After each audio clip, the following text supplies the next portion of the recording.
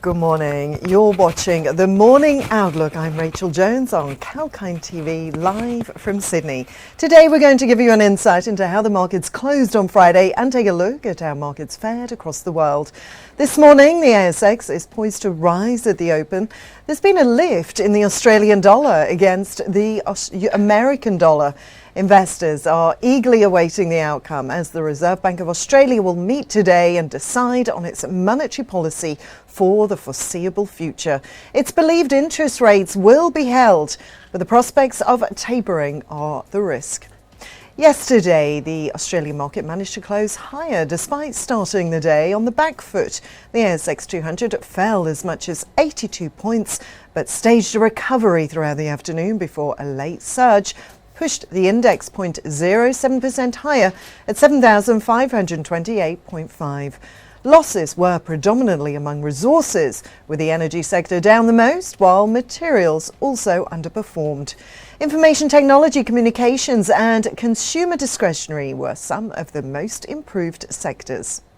Individually, Fortescue Metals was the largest drag on the market. The miner slid 10.9% and single-handedly wiped off around 21 points from the ASX 200 as it traded ex-dividend. Major banks such as the ANZ and the NAB turned around early declines to end higher and were among the heavyweights to lift the market. Gold stocks were also among some of the major improvers, with Newcrest Mining adding 2.5% and Evolution Mining lifting 3.8%.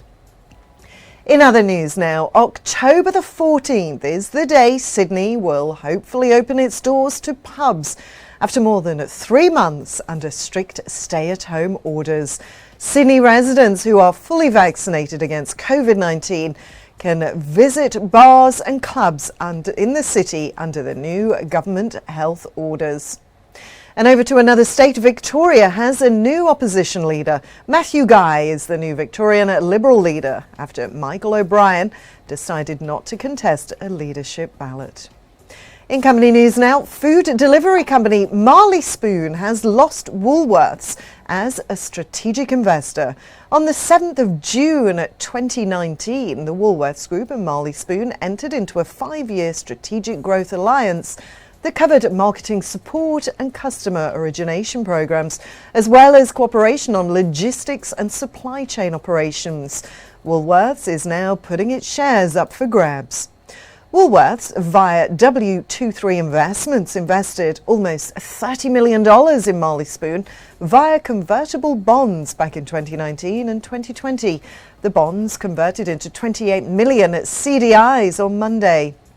Meanwhile, shares in Santos and Oil Search both fell after announcing a 1-week extension to the exclusive period for conducting due diligence. In early August, it was announced that the two oil and gas producers had agreed to a proposed merger where Santos would offer 0.6275 of its shares for each Oil Search share. That's roughly $4.29 per share. Now it's time for a very short break, but stay with us. I'll be back soon with some more news from the Australian market.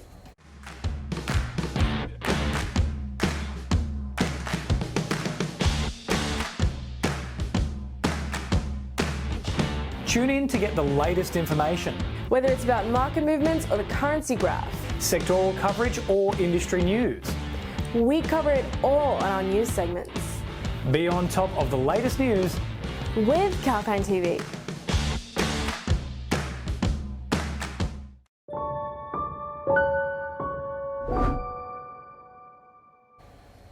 Welcome back and a very good morning to you. In company news now, Mineral Resources confirmed it sold its 5.4% holding in lithium miner Pilbara Resources for $328 million, with the sale being executed via a fully underwritten, accelerated block trade offered to institutional investors. The company will use proceeds towards its capital expenditure program. Their shares ended down 1.8%, while Pilbara Minerals shares dropped 5.3%. Tonight, US markets will be closed for the Labor Day holiday. European share markets advanced on Monday after US jobs data on Friday indicated the US Federal Reserve may have to keep monetary policy loose for longer, while speculation has risen over additional policy stimulus in Japan and China. The Pan-European Stock 600 index rose by 0.7%, the most in 6 weeks, to close just below its all-time high. Technology shares jumped 1.7% to the highest level since December 2000. The German DAX index rose by 1% after a surprise 3.4% lift in July. German factory orders boosted sentiment. And the UK FTSE index added 0.7%. In London, trade shares in Rio Tinto fell by 1.3%, while shares in BHP were flat. Last Friday, the Dow Jones index fell by 75 points or 0.2%. The S&P 500 index lost 1.5 points or less than 0.1%. But the Nasdaq index rose by 32 points or 0.2% to a record high. Major currencies were weaker against the US dollar in European and North American trade. The euro fell from highs near $1.18 to lows near $1.18.5 and was near $1.18.7 at the North American close. Global oil prices fell by 0.5% yesterday. That's after Saudi Arabia cut crude prices for Asian buyers, raising the prospect of fierce competition among sellers, and the resurgence of COVID-19 cases continues to cloud the crude demand outlook. The Brent crude price fell by 39 US cents or 0.5% to $72.22 a barrel. The US NYMEX crude price lost 40 cents or 0.6% to $68.89 a barrel. Base metal prices were mixed on Monday. Aluminium rose by 1.5% to near the highest level since May 2011. That's after reports of a coup in Guinea triggered concerns that supply of bauxite, the raw material used to make the metal, could be interrupted. Copper lifted by 0.2%, but lead fell by 1.8%, with nickel down by 0.8%.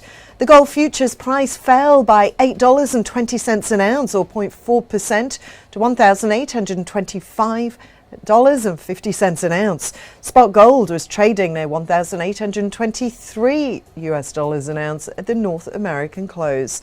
Iron ore shed $13.55 a tonne, or 9.3%, to $131.50 a tonne, as a flurry of environmental curbs in China and rising supplies worsen the outlook for the raw material. That's all for our Morning Outlook report here on Kalkine TV. Have a great day trading and stay tuned for more market updates and economic news live throughout the day. I'm Rachel, signing off for now.